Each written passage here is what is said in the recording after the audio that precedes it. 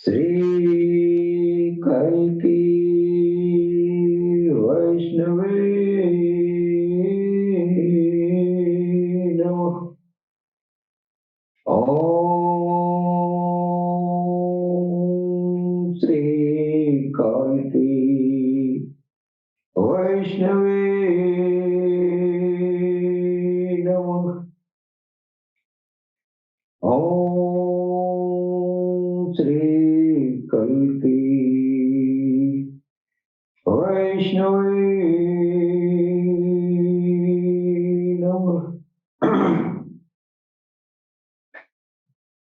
वक्रतुंड महाकाय सूर्यकोटि संप्रभः निर्विघ्नं कुरु मे देवं सर्वकार्येषु सर्वदा। ॐ गंगणपतये नमः। ॐ गंगणपतये नमः। ॐ गंगणपतये नमः। हम अपने भगवान सदगुरु सैयदी सल्लल्लाहु की चरण कमलों में भगवान बुद्ध की धरती से मैं कोटि कोटि नमन करता हूँ। तत्पश्चात हमारे जितने भाई बहन दुनिया में हैं, जो भी प्यार मोहब्बत का पैगाम अमृत टीवी के प्लेटफॉर्म से देते हैं, उन सभी भाई बहनों को मैं सर नवाकर प्रणाम करता हूँ। दोस्तों, आज प्रभु यीशु मसीह का जन्मदिन है और इस पावन पवित्र पर्व के अवसर पर समस्त विश्व के हमारे जितने भी ईसाई बंधु हैं, उन सबको क्रिसमस डे की बहुत बहुत बधाई है। उनके लिए हमारे दिल में ढेर सारी शुभकामनाएं हैं। प्रभु यीशु मसीह हमारे ईसाई बंधुओं के साथ साथ पूरी इंसानियत पर अपनी कृपा दृष्टि रखें। आप सबको, पूरी दुनिया वालों को हैप्पी क्रिसमस डे।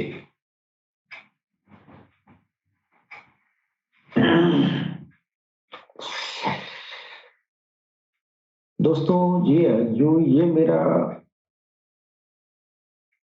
जो अल्लाह टीवी प्लेटफॉर्म है, इस प्लेटफॉर्म के जरिए हम पूरी दुनिया में प्यार मोहब्बत और विभिन्न कौमों के बीच, विभिन्न धर्मों के बीच एकता का संचार करना, प्यार मोहब्बत का संचार करना, ये हमारे अल्लाह टीवी का धर्म है। हमारे अल्लाह टीवी एक ऐसा प्लेटफॉर्म है जिसमें समस्त मानव जाति के, समस्त धर्मों के विचारक अपनी अपनी धर्म की जो विशेषताएं हैं, उन विशेषताओं को दुनिया के सामने रखने का मौका दिया जाता है। हमारा एक ही उद्देश्य है कि सारी इंसानियत अपने अपने दीन धर्म में रहते हुए अध्यात्म ज्ञान का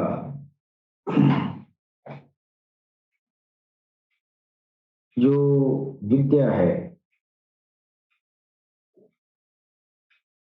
ये विद्या सारी इंसानियत अपने अपने दीन धर्म में रहते हुए हासिल कर सकती है। इसके लिए आपको पूरी दुनिया वालों को, हर कौम, हर धर्म के लोगों को हमारे भगवान सदगुरु सैयदी यूनुस अल गौहर की मुखार बिंदु से पूरी इंसानियत के लिए अध्यात्म विज्ञान का शिक्षण ऑनलाइन कराया जाता है। जिस भी धर्म में जो भी इंसान हो, जो भी भाई बंधु हो, कोई भी ईश्वर से संबंधित, अध्यात्म से संबंधित, रूहानियत से संबंधित कोई भी सवालात, कोई भी कहीं भी रुकावट अगर हो, ईश्वर से संबंधित जो भी बातें हैं, रूहानियत से संबंधित, सब हमारे अल्लाह टीवी प्लेटफॉर्म से, हमारे सदगुरु सैयदी यूनुस अल गौहर के लबो मुबारक से, उनकी मुखार बिंदु से बताई जाती है। लिहाजा इंसानियत को चाहिए, अध्यात्म ज्ञान एक ऐसा समुंदर है जिसका कोई और छोर नहीं है। माना कि हम भी कुछ जानते हैं, फिर भी ऐसे मनीषी की बात एक बार सुन लेना चाहिए। हो सकता है कि हम समुंदर के कतरा हैं, तो वो सागर के गागर भी हो सकते हैं। लिहाजा अपनी अनन्यत को छोड़ के भगवान सदगुरु सैयदी यूनुस अल गौहर के वचनों को एक बार, कम से कम जीवन में एक बार तो जरूर ही सुन लें। इससे उनकी वाणी से जो आध्यात्मिक प्रलाप होना है, एक वाहिद ऐसी शख्सियत दुनिया में है जिनका एक बार उनसे बात कर लेना, एक बार उनसे रूहानियत पर चर्चा कर लेना, एक बार उनसे मुखातिब हो जाना, ये काफी है उम्र भर के लिए। और यही नहीं, बात बनने की भी जो हमारी जिंदगी है, जो पारलौकिक जिंदगी है, वो भी समझ जाएगी। बस उनकी एक नजर की बात है। दोस्तों, अध्यात्म ज्ञान हर धर्म में बताया गया है। ईश्वर के बारे में बहुत सारी बातें, बहुत सारी विशेषताएं हमारे वेदों में वर्णित हैं, लेकिन इसका मतलब ये कदापि नहीं कि जो भी ईश्वर की विशेषताएं हमारे वेदों में, हमारे सनातन संस्कृति में बताई गई हैं, सिर्फ उतना ही नहीं है। ईश्वर अनंत है, इसलिए उसके गुण धर्म भी अनंत होंगे। लिहाजा ईश्वर को हम अपने बुद्धि के दायरे में उसको बांध नहीं सकते हैं। ईश्वर एक ऐसा व्यापकतम चीज है, इतनी व्यापक है कि हम किसी एक धर्म में उसको बांध के नहीं रख सकते, और न ही अपने अपने एक जो है कुंद बुद्धि के अंदर उसको कैद कर सकते हैं। लिहाजा हर धर्म के लोगों को, अब हर धर्म के लोगों को सारे धर्मों के बारे में जो ईश्वर की प्रशंसा है, ईश्वर की पराकाष्ठा है, बताई गई है, उसको जानने की कोशिश करना चाहिए। इसलिए कि जितना ही ईश्वर के बारे में जानते हैं, उतना ही लगता है कि अभी तो और विशाल का है, और भी बातें पड़ी हुई हैं। हिंदू धर्म ग्रंथों में ईश्वर के बारे में जो बातें हमने पढ़ी है, सुनी है, सनातन के बाद से जो दूसरा धर्म आया तो ईश्वर की और भी गुणगान और भी एडवांस किया गया, यानी और भी प्रगत गुणगान किया गया। उसके बाद जो भी धर्म आए उसमें भी उससे पहले वाले से भी बेहतरीन ईश्वर की प्रशंसा की गई और ईश्वर के भेद को क्रमशः सारे धर्म जो है, कुछ भेद आने वाला धर्म कुछ नया भेद लेके आया। लिहाजा हम किसी एक ही धर्म पर ईश्वर के बारे में अगर हमको जानकारी लेनी है तो सारे धर्मों को अध्ययन करना चाहिए।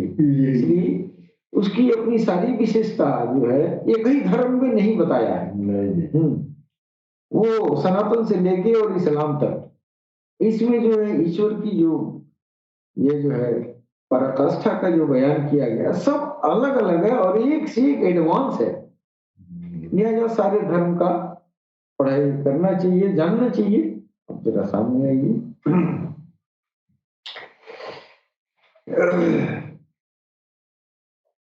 सामने बैठिए। तो हमारे आज वैदिक धर्म में जो भगवान की ईश्वर के जो गुणगान किया गया है उसके बारे में मैं चर्चा करना चाहता हूँ। सामने बैठिए। हमारा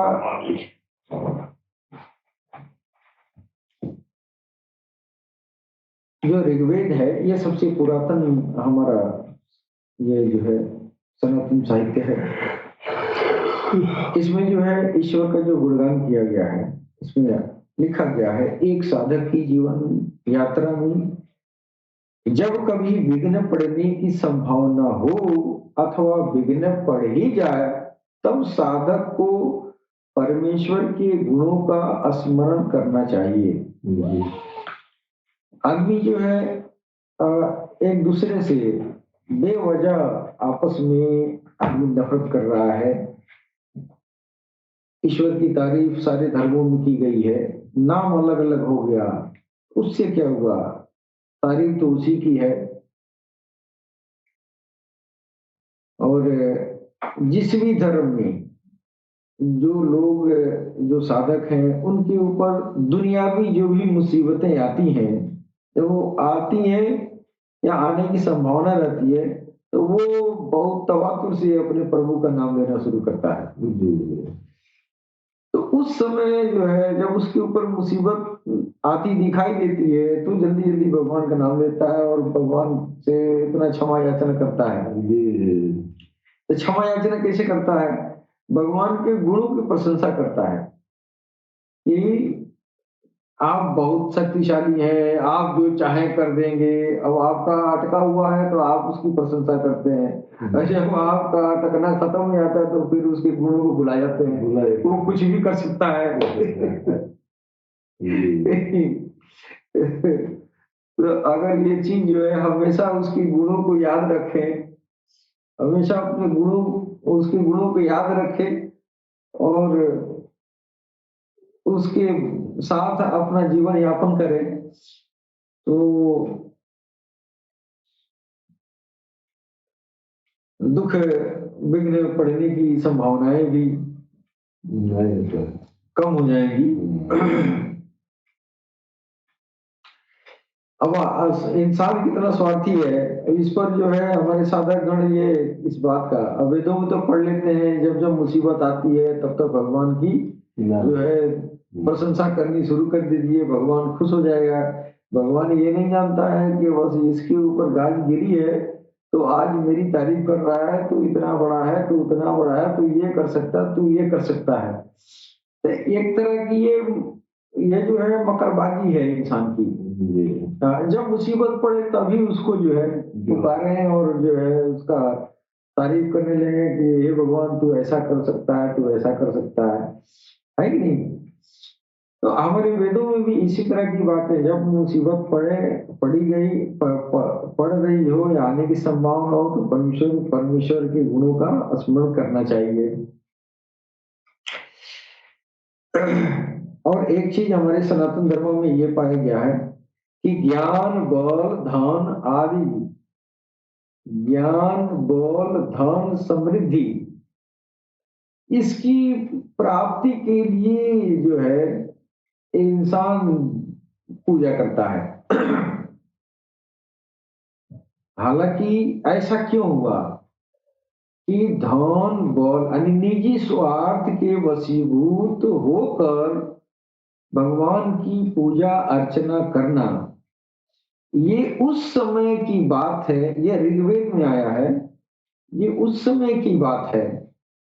ऋग्वैदिक काल में अभी अध्यात्म विज्ञान विकसित नहीं था, अध्यात्म ज्ञान विकसित नहीं था। बस सिर्फ इन लोगों को ये इस बात का बोध हो चुका था कि कोई है इस दुनिया में, ये पूरा विशालकाय जो ब्रह्मांड दिखाई दे रहा है, ये ये जो है एक ऐसी अनंत शक्ति है।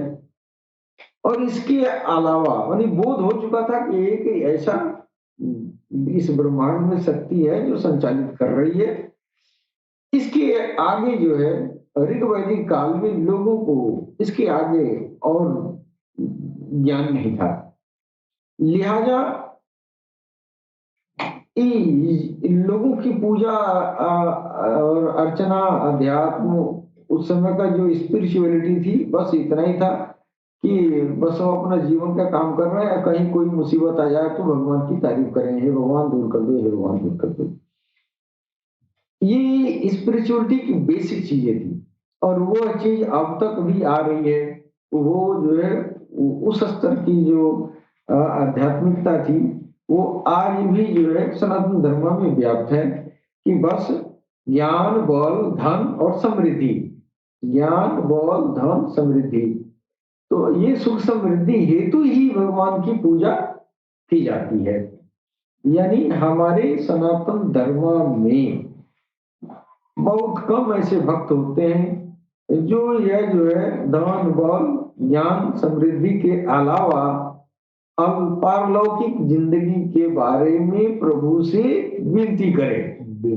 ये सत्य बात है, कोई सच्चाई है। अब कोई माने न माने, वो 2 रुपए की अगरबत्ती आपने ले लिया हाथ में, मंदिर में जाके उसको हला देते हैं, जला के खुशबू फैल जाती है। उसके बाद सब क्या करते हैं, हे प्रभु तू बहुत बड़ा है, हे प्रभु तू बहुत बड़ा है, मेरा ये काम अटका हुआ है, मेरा ये काम अटका हुआ है, ये कर देना वो कर देना। अगरबत्ती है 2 ही रुपया का है, और उसके बाद से आपका फेरिस्त है बहुत लंबा है। तो अब भगवान जो है आपसे बुर्बक थोड़ी है कि आप 2 रुपया अगरबत्ती दिए, लेखवा पतोहिया और भाई बंधु खेती बारी मोर मुकदमा नौकरी चकरी लोग बाग सब 2 रुपया में आपने परोस दिया है कि नहीं। तो भगवान इतना इतना नादान थोड़ी है, वो तो देख रहा है ना कि आपको इस दुनिया के लिए आपको मेरे इकबाल के लिए आप मेरी प्रशंसा कर रहे हैं, है कि नहीं। तो ये स्पष्ट है चुगलखोरी इंसानियत की। ऐसे आपको हमसे स्वार्थ है और आपसे हम जब हमारा स्वार्थ लग गया तो आपकी लगे तारीफ करने कि यादव जी बहुत बड़े आदमी हैं, बहुत बड़े आदमी हैं, बहुत बड़े। अब इतना हम तारीफ करें, 1 घंटा तारीफें करते रहे, जब मिले तब तारीफ करें, इसलिए हमको आपसे जरूरत है कि नहीं। और बेवजह का आपसे बहुत प्रेम करते हैं हम, आप बहुत अच्छे आदमी हैं, आप बहुत अच्छे आदमी हैं, है कि नहीं। और उसके बाद से मेरा जो है दरखास्त आपके सामने पड़ा है कि मेरा ये काम पड़ा है, मेरा ये काम पड़ा हुआ है कि नहीं।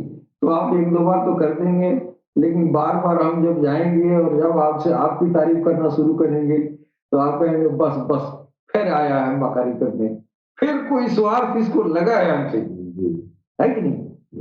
फिर ये इसको हमसे मतलब नहीं है, हमारे से जो स्वार्थ इसके मन में है, इसके स्वार्थ की पूर्ति हो रही है, इस स्वार्थ के लिए मेरी तारीफ कर रहा है ना।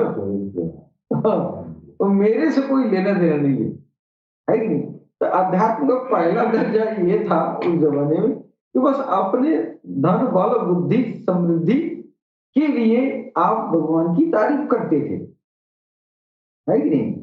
उसके बाद से फिर स्पिरिचुअलिटी सनातन जब तक चला, जब तक आदम सफीउल्लाह नहीं आए, तब तक जो है ये बातें इस तरह की पूजा पाठ होती रही। ये पूजा की सबसे निम्नतम कोटि है, कैटेगरी है, निम्नतम कैटेगरी, कि बस अगरबत्ती ले लिए, धूप ले लिया, अगरबत्ती है, जो कुछ भी आप चिराग ले लिए और जाके भगवान के सामने रख के और अपना फेरिस्त रख के चले आए। आपके मन में जल्दी भी है कि अब हमको लेट भी हो रहा है ना? ये भी मन में भरोसा नहीं है करेंगे कि नहीं करेंगे। ये अगरबत्ती जलाओ, जल्दी चलो, कह दिए इनको करना हो तो करेंगे, नहीं तो हम अब खुद जाकर लड़ाई करें, है कि नहीं? तो इस तरह का भगवान के ऊपर भरोसा लोग रखते थे, इस तरह भगवान की भगवत भजन किया करते थे। तो ये जो है अब ये धीरे धीरे सनातन में भी जो है अध्यात्म ज्ञान का धीरे धीरे विकास जब होने लगा, तो उसमें भी आत्म साक्षात्कार की बात होने लगी। आत्म साक्षात्कार यानी खुद को पहचानने वाला।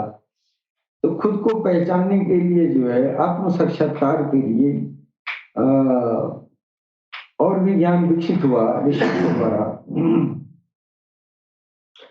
आत्म साक्षात्कार करना ही सोम रस का पान करना है। इसको जो है सेल्फ रियलाइजेशन का जो है वैदिक भाषा में सोम रस का पान करना होता है। अपने अंतर में परमात्मा का ध्यान करने से उसके साथ सहज रूप से समागम होता है। आत्म साक्षात्कार करने से बहुत सारे मुराद हैं, बहुत सारे इसके अर्थ हैं। आत्म साक्षात्कार करने का ये बात तो आपको छोटी लग रही है, आत्म साक्षात्कार, लेकिन यह है बड़ा व्यापक चीज। आत्म साक्षात्कार बहुत व्यापक चीज है और इस शब्द की इस इसकी लोगों ने व्याख्या भी किया। आत्म साक्षात्कार का मतलब क्या होता है? तो भिन्न भिन्न प्रकार के विद्वान आत्म साक्षात्कार के ऊपर बोले हैं, बताए हैं, किए हैं, कराए हैं। भिन्न प्रकार के विद्वानों का जो है अलग अलग अनुभव रहा है आत्म साक्षात्कार का। ऐसा नहीं कि आत्म साक्षात्कार का अनुभव सबको एक ही जैसा हुआ है। अब पहले कैटेगरी का जो आत्म साक्षात्कार है वो हमारे सनातन धर्म के में बहुत वैदिक युग से ये परंपरा आई है। आत्म साक्षात्कार हमारे वैदिक युग में कैसे होती थी? तो अब ये जो योगी जन होते थे, जो साधक होते थे हमारे सनातन धर्म में, वो साधक क्या अपने अ, अपने अंदर जो है भगवान का जो है ध्यान करते थे और ध्यान करने के साथ जो है धीरे धीरे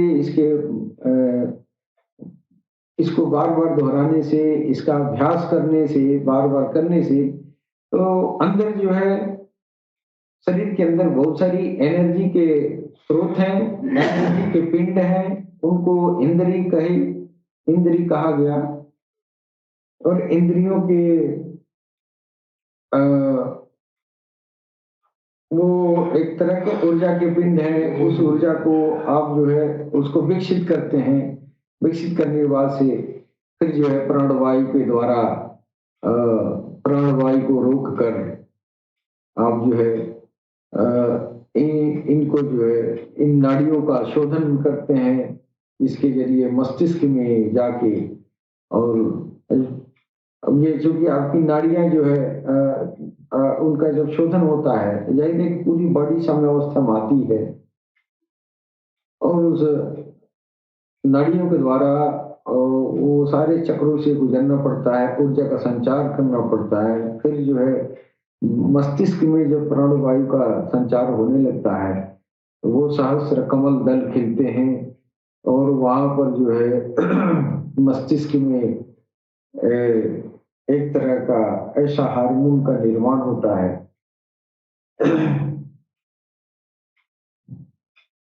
शायद उसको सेरोटोनिन बोलते हैं। वो हार्मोन एक ऐसा इंसानियत के लिए एक ऐसा जरूरी वो जो है तत्व है जिसके जरिए इंसान को प्रसन्नता होती है, जिसका वो मस्तिष्क क्षेत्र में, मस्तिष्क में वो हार्मोन अगर बनना शुरू हो जाए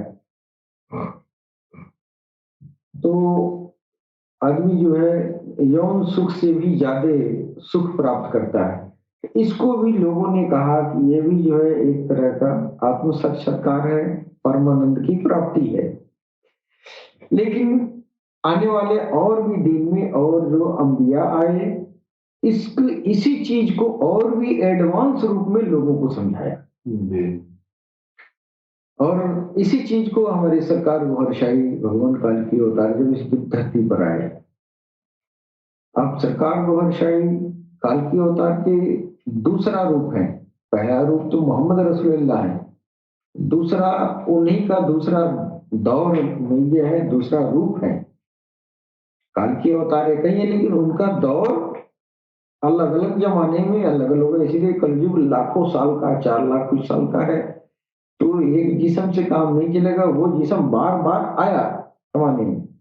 तो ये काल की अवतार गौहर जी महाराज ने क्या किया कि इस जो अध्यात्म जो विज्ञान का जो पहला जो शुरुआत इंगला पिंगला नाड़ियों के द्वारा प्राणवायु को ऊपर चढ़ाने से सहस्र कमल दल खिलते रहे, तो सिर्फ सहस्र कमल दल ही खिले, सिर्फ आपको आनंद की परमानंद की प्राप्ति हुई, तो वो भी आप जो है इसी फिजिकल बॉडी में आपने जो है इसको एक तरह का यांत्रिक क्रिया करके और आप अपने अंदर उस तरह के हार्मोन को प्रोड्यूस किया, फिर उससे आप ये प्राकृतिक रूप से आप प्रसन्न हुए। लेकिन ईश्वर यहाँ नहीं मिला। अब यहाँ तो आप रुक गए कि ईश्वर यही है, ईश्वर ये नहीं है। परम ये आनंद तक तो आपको बहुत आनंद आ रहा है, यौन सुख से भी ज्यादा आपको हमेशा मस्ती में है और आनंदित है। इसी फार्मूला लेकर पूरी दुनिया में जो है हंसी और ये जो है ये कॉमेडी का ये कितना शो चल रहा है, लोग जो है जबरदस्ती हंस रहे हैं। इस हंसने से तो इंसान की स्वास्थ्य रक्षा होती है, इसमें कोई दो राय नहीं है। ये ज्यादा खुश रहने से या आपका सेरोटोनिन हार्मोन का लेवल नॉर्मल रहता है, जो खुशी पैदा करने वाला जो रस रक्त जो आपके ब्रेन में लेवरिंग ये में बनता है, वो ये ब्रेन के अंदर कोई जगह है जहां पे ये बनता है, उसकी ज्यादा थोड़ी बहुत मात्रा अगर कम हो जाए तो भी आधी तूफान आ जाती है, ज्यादा बन जाए तो भी आधी तूफान आ जाती है। वो उस हार्मोन को बनना जरूरी है। वो हार्मोन इसी यौगिक क्रिया द्वारा ये जो है वैदिक रीति में बताया गया है। ये इंगला पिंगला नाड़ियों का शोधन करना है, फिर इसके जरिए आप करो। लेकिन जब सरकार गौरशाही आए, इन्होंने कहा अब तुमको इतना मेहनत करने की जरूरत नहीं है, करते हो तो करो, मना ही नहीं है। लेकिन जो काम तुम खुद जो है इस इस खतरनाक काम को करते हो कि प्राणवायु को ऊपर चढ़ाना है ना, ये मल द्वार से ये जो है नाड़ियों का जो है वो तस्वर करके वो ख्याल करके प्राणवायु को हवा को रोक कर और ऊपर की तरफ चढ़ाने की जो क्रिया है, और वो बहुत ही खतरनाक है। काफी लोग उससे मर भी जाते हैं या कोई अचानक भी इस तरह की परेशानियां भी खड़ी हो सकती हैं। सरकार गौहर शाही ने कहा कि तुम्हारे सहस्त्र कमल दल खिलाने के लिए ये जो है ज्योति के जरिए होता है। ज्योति क्या है? एक तरह की एनर्जी है, समझे कि नहीं? और वो इंद्रियां क्या है? अब पहले जमाने में इंद्रियों का तस्वर, इंद्रियों का जो ख्याल किया जाता था वो ये कहा जाता था कि वो इंद्रियां जो है ये आंखें हैं, नाक है, कान है, जननेंद्रिय है, ये सब इंद्रियां हैं। सही बात है, इंद्रियां हैं। इसमें अगला रिसर्च क्या हुआ, सरकार गौरशाही ने कहा ये इंद्रियां हैं, ये जो देख रहे हो तुम्हारे सामने आंख, नाक, कान, मुंह, जिसको तुम इंद्रियां कह रहे हो, दरअसल ये इंद्रियां नहीं है, दरअसल ये इंद्रियों के जरिए ये संचालित होती है। हाँ, ये जुबान है ना, तो ये जुबान जो है, जुबान जीव से नहीं बोलता है आदमी, इसका संचालन एक आत्मा है, एक अंदर देवता बैठा है, उसके जरिए ये बोलता है। सरकार ने कहा ये आंखें उस तरह नहीं देखती हैं, आंखों पे दिखवाने वाली एक इंद्री है, वो इंद्री है, ये इंद्री नहीं है। इंद्री उसको कहते हैं जिसके जरिए वो अंदर नाक कान ये काम कर रहे हो। तो विज्ञान, ये आध्यात्म विज्ञान में और मजीद और भी गहरा जो है इन्वेंशन हो गया, खोज हो गया ना। तो आध्यात्मिकता का भी विकास क्रमिक हुआ है। अब कोई, अब वो ये गेड़ूर मार के बैठ जाए कि नहीं, हमारे वेदों में जो बताया गया है, ये जो है आत्म साक्षात्कार का जो तरीका, परम ध्यान, परमात्मा का ध्यान करके बैठे रहे, प्राणवायु को उठाते रहे, इसके अलावा कोई रास्ता नहीं है, ये बात गलत है। विकास उत्तरोत्तर दुनिया का काम है, विकास का ये नियम है कि आज जो है वो कल इस रूप में नहीं होता है, वो अगला विकास करके अपना स्वरूप बदल देता है। क्या अध्यात्म ज्ञान वही पढ़ा रहा होगा? अध्यात्म ज्ञान भी धीरे धीरे क्रमशः जो है नबी ऋषि आते गए, फिर जो है उस इल्म को, उस ज्ञान को और उस वो जो है और भी उसको उत्कृष्ट बनाते गए ना। तो अब यहाँ हम जो है ये घमंड करके बैठे कि नहीं, अब हम सनातन धर्म के अलावा हम किसी धर्म की बात नहीं मानेंगे। तो फिर आप नहीं माने तो आपकी व्यक्तिगत अधिकार है, लेकिन आप जहाँ है वहीं रह जाएंगे। आगे जो है समंदर और भी है। हाँ, तो कुल मिला जुला के ये जो है हमारे हाँ, एक चीज और, दुनिया वाले सनातन धर्म के अलावा और भी जो लोग हैं इस बात का बार बार ये जो है एक तरह का ताना देते हैं कि हिंदू तो बहुत सारे देवी देवताओं को, बहुत सारे खुदा बना के रखा है और बहुत सारे खुदाओं को ये जो है पूजता है।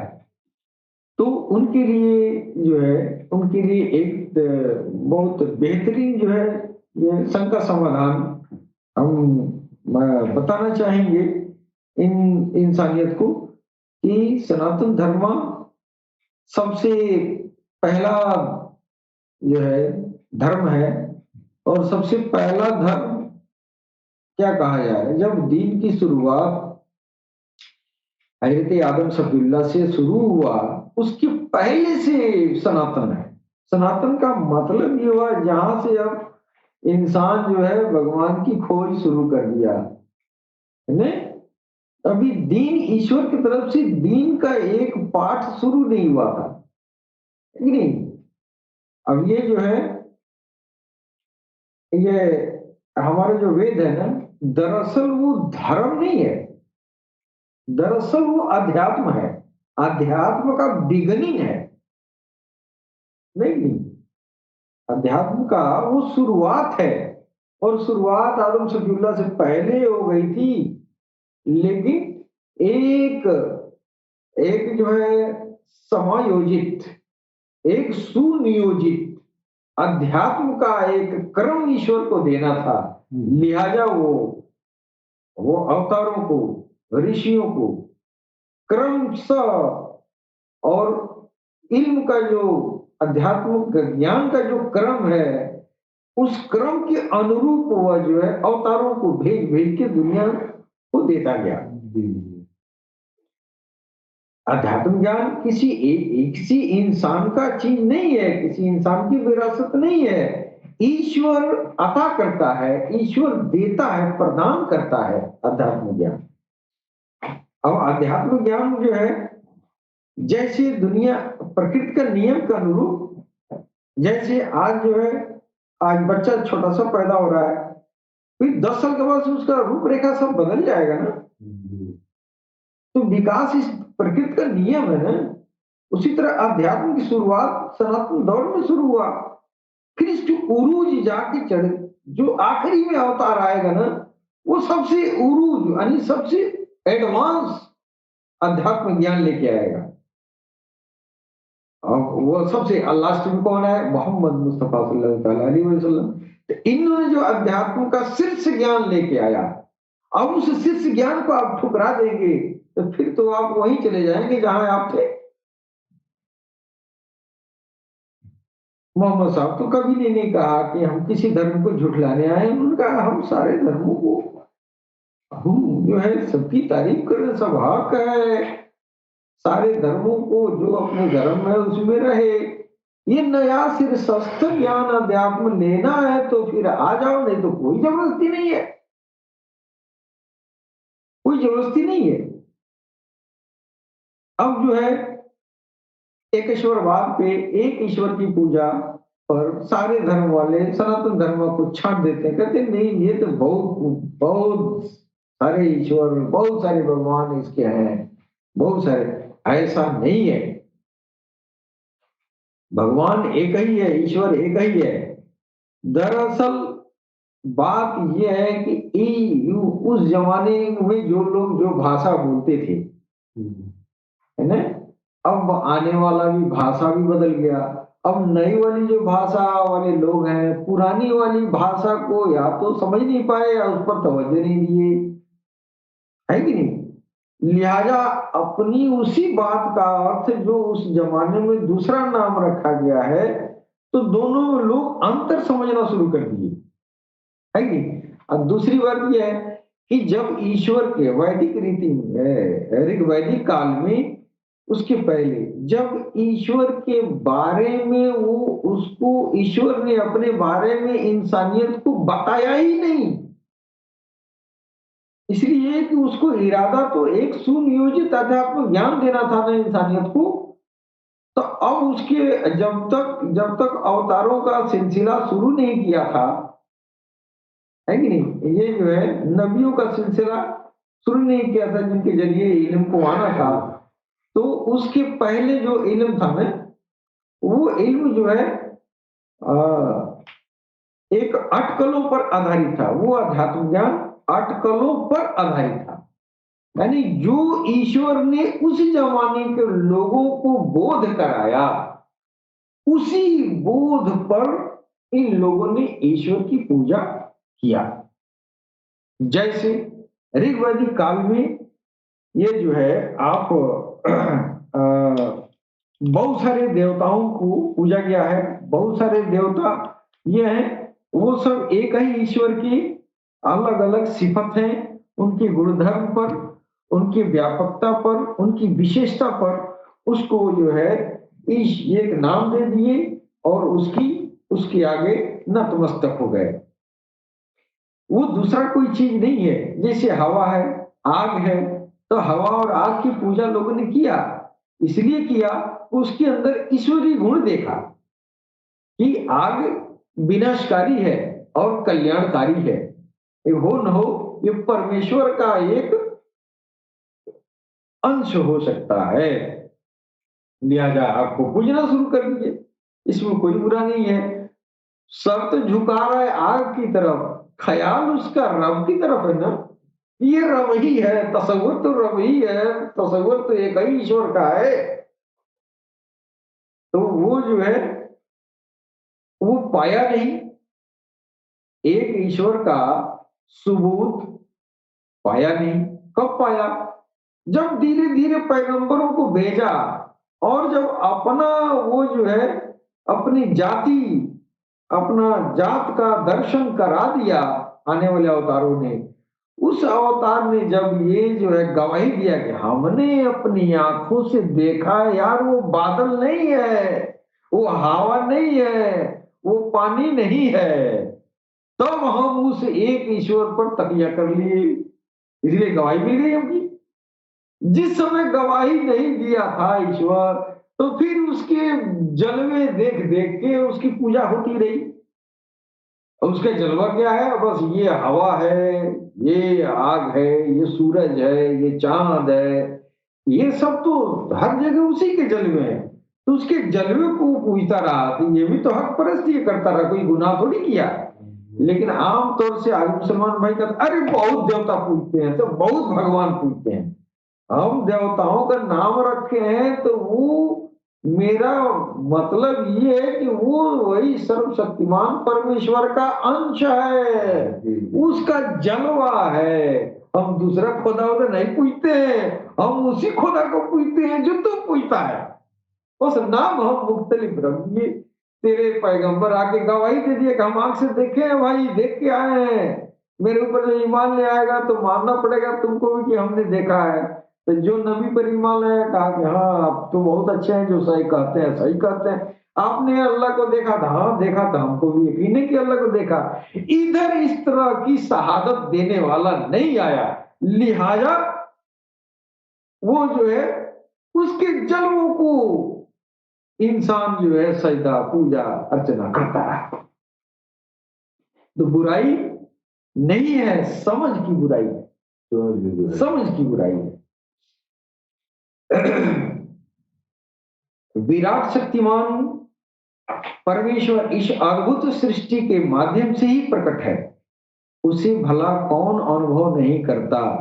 अब यहाँ जो है ऋग्वैदिक काल में लोग जो है इस प्रकृति की जो है यह जो है यह अद्भुत सृष्टि को देखकर, ये वायुमंडल जमीन आसमान और समुद्र हवा पानी देखकर यह इंसान जो है उसको यकीन हो गया कि यह विराट जो शक्तिमान जो ईश्वर है उसकी ये स्वरूप है प्रकृति।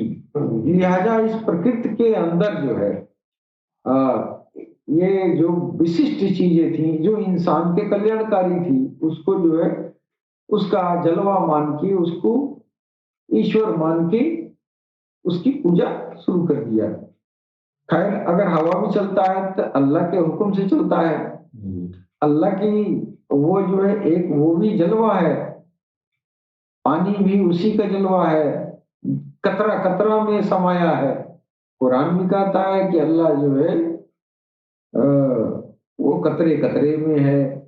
तो फिर अगर वो पानी को पूज रहा है तो क्या बुरा कर दिया यार, इतनी नफरत क्यों करते हो। अब वो तो मजबूरी में, उसके सामने तो पैगंबर ऐसे आए नहीं थे जो शहादत दे दे कि अरे यार हमने तो तुम्हारे, हम तो खुदा को देखे हैं। अगर कोई कहा होता तो काहे करते पूजा, काहे आग पानी पूजते, काहे जलवा पूजते, उसकी हाजात को पूजते ना। सबूत नहीं है, सबूत देना नहीं चाहता था, सबूत देना तो जब आखिरी में देना था सबूत, गवाही तो दिलवाना था दुनिया के सामने आखिरी में। इसलिए मोहम्मद रसूलुल्लाह जमाने में आए, फिर उनको बुलवाया अपने पास, फिर ईश्वर अपना दर्शन कराया, अपना बात विचार मेल मिलाप हुआ, फिर सारा खबर आके ये यहाँ बताए। फिर इनके मानने वाले हक परस्त लगे हो कहलाने, हक परस्त ये भी है, हक परस्त वो भी है। बस तेरा भाग्य ऐसा है कि तेरा पैगंबर तेरे हिस्से में ऐसा गया जो देख के बताया कि हम तो देख के आए यार, ठीक वो जो है चेहरा मोड़ा सब है, देह सब है, बातचीत सब है। अब पहाड़ नहीं है, और जब तक वो नहीं गवाही था तो पहाड़ भी ना पूछा था तो क्या बुराई कर रहा था है। तो ये सब चीजें हैं, लेकिन वेद में ये जो है हमारे वैदिक ऋषि जो है एक ईश्वरवादी थे, एक ही ईश्वर को पूजने वाले थे। अंतर ये था कि वो जल में पूजते थे ईश्वर के, वो जो है ये प्रकृति प्रदत्त चीजें जिसमें ईश्वरीय गुण प्रकट थी उनको पूजना शुरू कर दिए। अब देखिए एक जगह परमात्मा के कोश का सर्वाधिक महत्वपूर्ण रत्न सूर्य कहा गया है, यानी ईश्वर का ये पूरा प्रकृति जो है ईश्वर का स्वरूप माना गया। और इसमें चांद तारे सूरज और ये सितारे, ये जो है आग पानी, जो भी इस प्रकृति की प्राकृतिक जो ईश्वर प्रदत्त चीजें हैं, इसमें ईश्वर का गुण मौजूद है। और इसकी जो है इसको जो है ईश्वर का रत्न कहा गया है कि नहीं, रत्न कहा गया। और इन सारे रत्नों में सूर्य जो है प्रकृति में ये ईश्वर का सारा रत्न है, और इस रत्न में जो सूर्य है वो जो है सबसे महत्वपूर्ण रत्न है। यानी सूरज के बिना आपका कोई भी काम नहीं होने वाला है। लिहाजा आप सूरज के अंदर वो ईश्वरीय गुण आपने देखा, सूरज नहीं निकले तो फसल नहीं होगी, फिर फसल नहीं होगा तो फिर हम मर जाएंगे, पेड़ पौधे नहीं होंगे, ऑक्सीजन नहीं देंगे, सारी दुनिया मर जाएगी, खत्म हो जाएगी। अब ये गुण जो है, अब ये ईश्वरीय गुण है कि नहीं? ईश्वरीय गुण है। सूर्य न रहे तो हम नहीं रहेंगे, लिहाजा सूर्य को सबसे सर्वोत्कृष्ट, सबसे उत्तम ईश्वर का रत्न कहा गया है। कहीं कहीं वेदों में एक जगह मैंने ये पढ़ा है कि सूर्य ईश्वर का नेत्र है कि नहीं? और ऋग्वेद में हमारे जो ऋग्वेद संहिता है उसमें लिखा है परमात्मा के कोश का सर्वाधिक महत्वपूर्ण रत्न सूर्य है। कहीं रत्न कहा गया, कहीं आंख कहा गया, है कि नहीं? तो सूरज की पूजा ईश्वर का जलवा समझ के उसको कहना नहीं आया, उसको कहना नहीं आया सनातन धर्म वालों को कि ये ईश्वर के जलवे हैं। कहीं रत्न कहा, कहीं आंख कहा, कहीं प्यारा कहा, कहीं दुलारा कहा, है ना? और उसको पूजने लगा। देखा कि सूरज के बिना मेरा काम नहीं चलने वाला है। ऋग्वेद में वो उस वैदिक काल में, ऋग्वैदिक काल में जो है भगवान की प्रशंसा के लिए जो सूर्य देवता को रत्न, जो भगवान का नेत्र, ईश्वर और ब्रह्म का नेत्र कहा गया, ब्रह्म का रत्न कहा गया, उस सूर्य से जो प्रार्थना की जा रही है उस जमाने में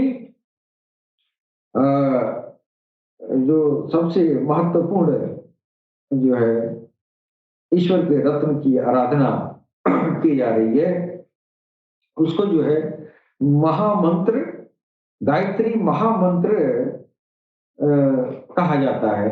जबकि गायत्री महामंत्र में ये जो है उसका जो शाब्दिक अर्थ है वो उसी तरह का है जिस तरह कुरान का सूरह फातिहा का है। यानी जो बात सूरह फातिहा में कही जा रही है वही बात जो है उसी तरह का आपका जो है उस गायत्री महामंत्र में जो ऋग्वेद का एक मंत्र है उसको मैं पढ़ना चाहूंगा। ओम भूर्भुवः स्वः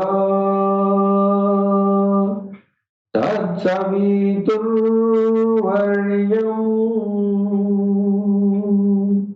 भर्गो देवस्य धीमहि धियो यो नः प्रचोदयात्।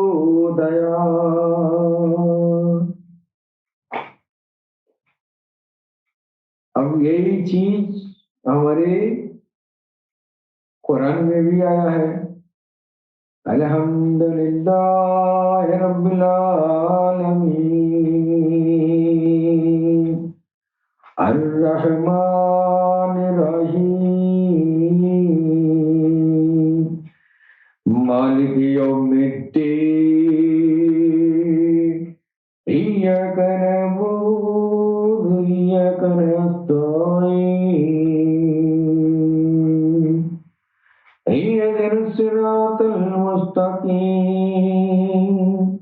सिरातल लज़ीना अन्अमता अलैहिम गैरिल मग़दूबि अलैहिम वलद्दालिन।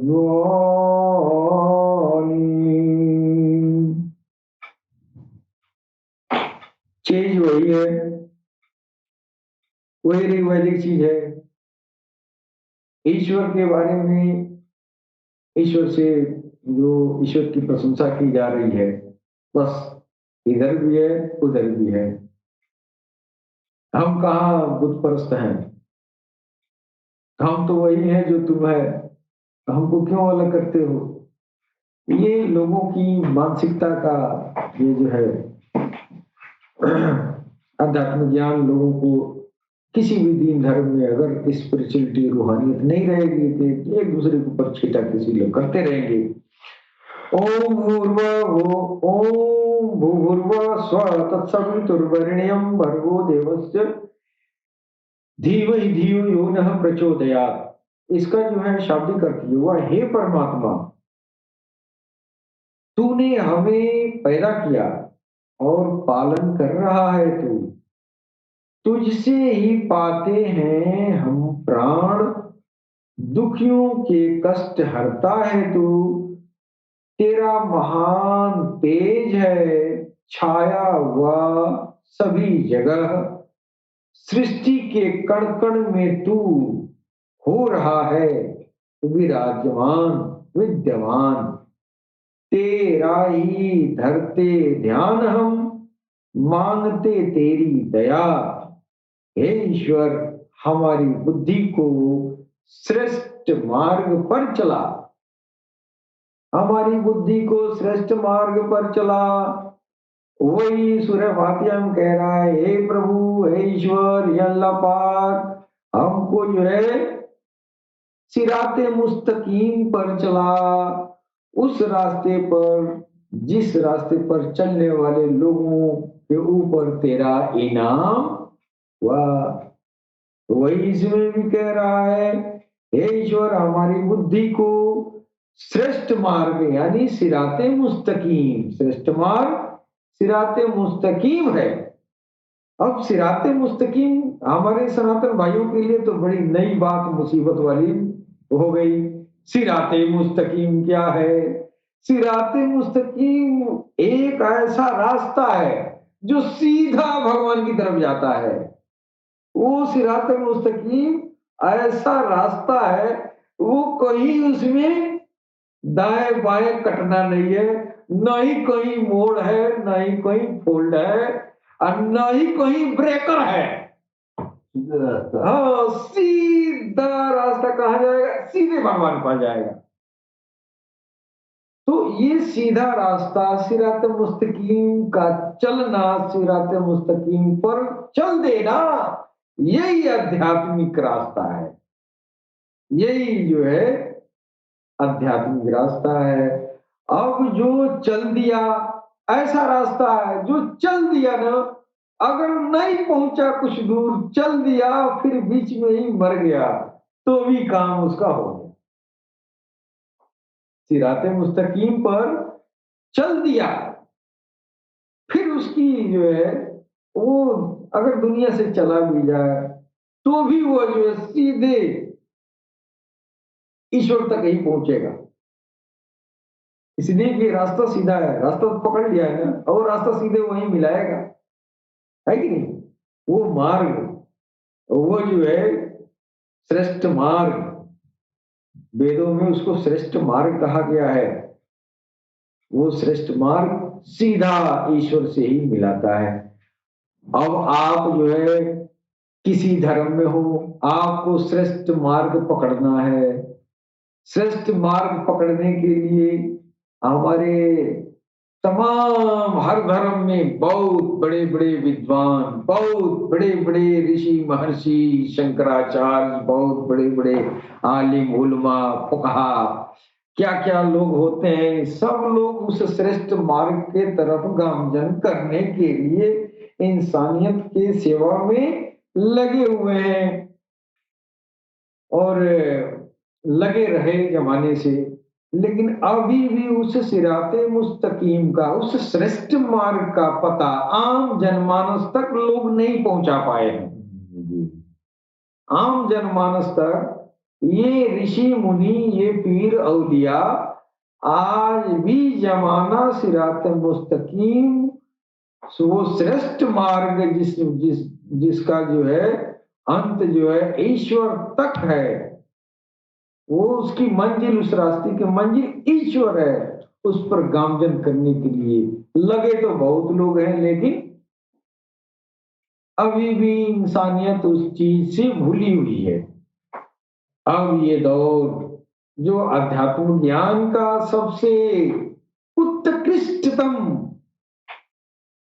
जो ये जो है उत्कृष्टतम अवतार और उत्कृष्टतम ज्ञान, अध्यात्म ज्ञान जो धरती पर लेके आए, इस जमाने में ये सिराते मुस्तकीम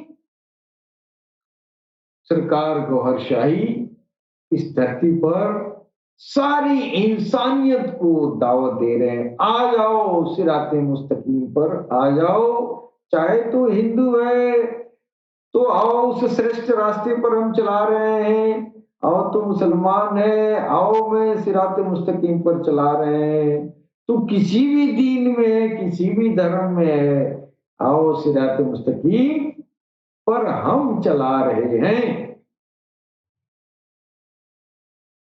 अब ये सिराते मुस्तकीम पर कैसे चला रहे हैं? वो रास्ता याद रखें, श्रेष्ठ मार्ग इस दुनिया में उससे बेहतर कोई रास्ता नहीं है।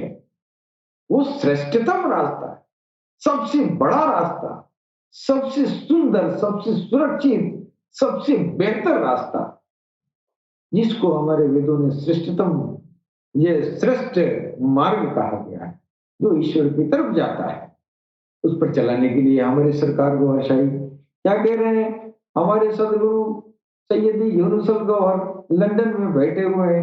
आप जो है उनके उनके या उनके गुलामों के या उनके मानने वालों के साथ राम राम कहते हैं। हिंदू है तो, मुसलमान है तो अल्लाह अल्लाह कहते हैं।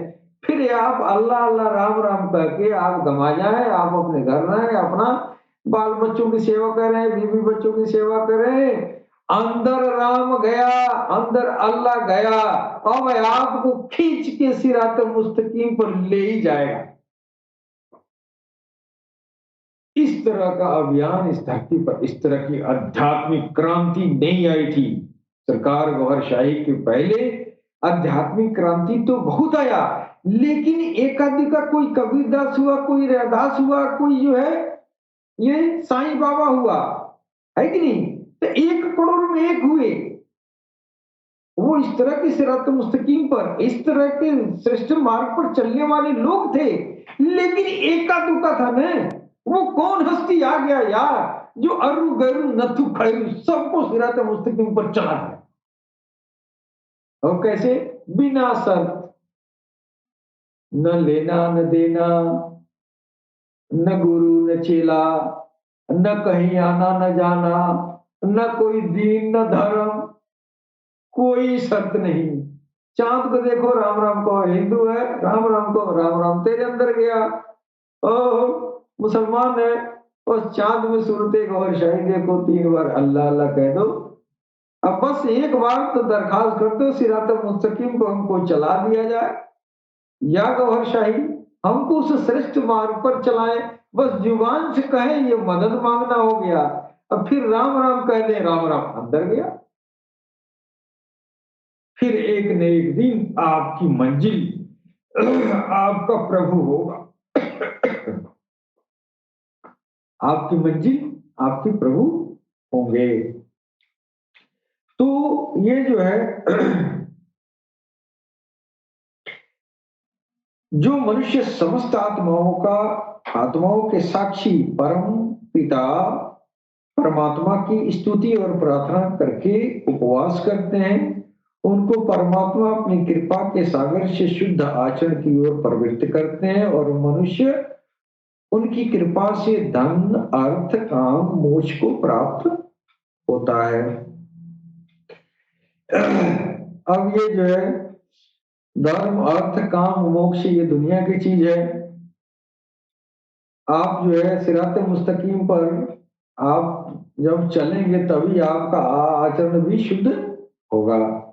यही हमारी सरकार गौहर शाही जब दुनिया में आए, तो ये जो है जो रूहानियत की, जो स्पिरिचुअलिटी की जो पाठ था, जो ये जो है अध्याय था, जो बाब था, उस बाब को उन्होंने उसको चेंज करके और आसान तरीन बना दिया।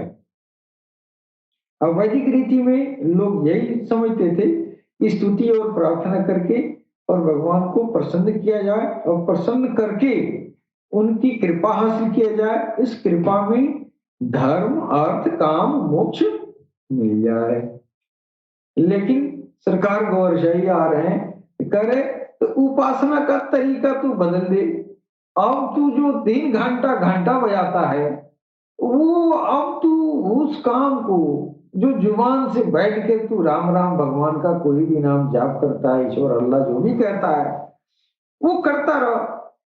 लेकिन बेहतर ये होगा कि वो इतना टाइम तुम बर्बाद करने से बेहतर है इस भाग-दौड़ की जिंदगी में उतना समय बचा के और अपने बीवी बच्चों की सेवा में, देश की सेवा में लगा दो।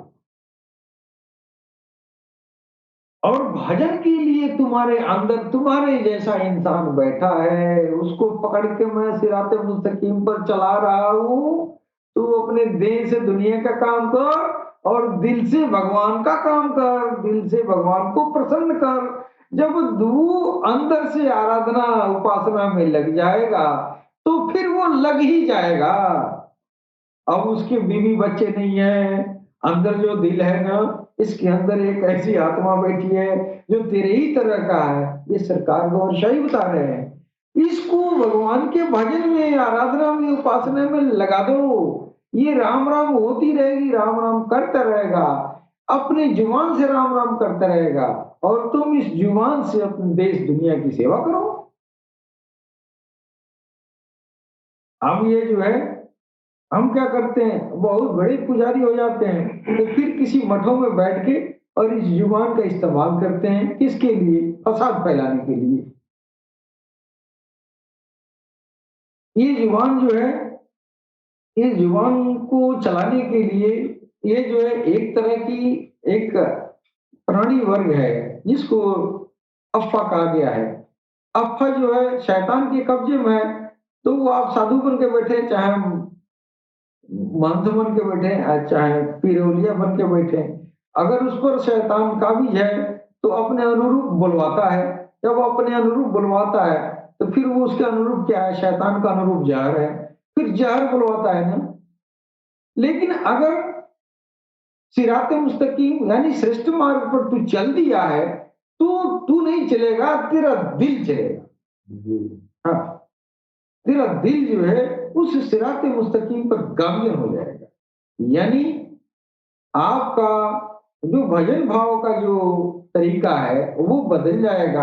आप अपने हाथ पैर से आप भगवान के नाम पर भीख नहीं मांगेंगे।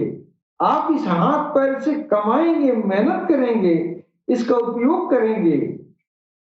और अंदर जो बैठा है इंसान, उस इंसान का काम कुदाल चलाना नहीं है, खेती करना नहीं है। उसका काम अंदर बैठ के बस हरे राम हरे कृष्ण, हरे राम हरे कृष्ण, या अल्लाहू अल्लाहू अल्लाहू, या रब का कोई भी नाम उसको सिखा दिया जाएगा, वो फिर करता है। ये सरकार गौर शाही ने बताया था। इतना अब ये जो है ऋग वैदिक काल से अध्यात्म का कितना आसान तरीन हो गया, कितना सुविधाजनक हो गया और कितना आनंददायी भी हो गया। तो महर्षियों ने एक एक अध्यात्म विज्ञान में क्रमिक सुधार किया है, क्रमिक इन्वेंशन होता रहा है इंसानियत की आसानी के लिए। पहले जमाने में, अब ऋग्वेदिक काल में जो पुजारी था फिर वो पूजा करने के लिए बैठा रहता था, फिर वो उसका जो है खाना खुराक गांव के लोग देंगे, दुनिया के लोग देंगे। अब वो अपने देह को बस सिर्फ उपासना में लगा रखा है। लेकिन सरकार जब दुनिया में आप आए, जब काल की अवतार का आना हुआ, उन्होंने कहा नहीं, ये तुम इसको भजन करने वाली चीज तुम्हारे अंदर है, वो अंदर वाली चीजों से तुम भगवान का उपासना करो, आराधना करो। और इन सब जो शरीर जो प्रत्यक्ष तुम्हारे सामने है, इन शरीर का इस दुनिया से काम है, तुम्हारे रिश्तेदारों का, तुम्हारे दुनिया वालों का, सबका कर्ज है, इस देश का कर्ज है, इस जात का कर्ज है, इस धर्म का कर्ज है, बीवी बच्चों का कर्ज है। इन जिस्म को जो है, इन फर्ज को अदा करने में लगाओ और दिल को रब की उपासना में लगाओ। ये सरकार गौरशाही की ये जो है शिक्षाएं हैं। इसके साथ ही हम अपनी वाणी पर विराम देना चाहते हैं और हम तमाम सुनने वाले भाई बहनों को आखिरी में सबको सर नवाकर प्रणाम करते हैं। सलाम, नमस्ते, सत श्री अकाल, गौहर शाही मरहबा।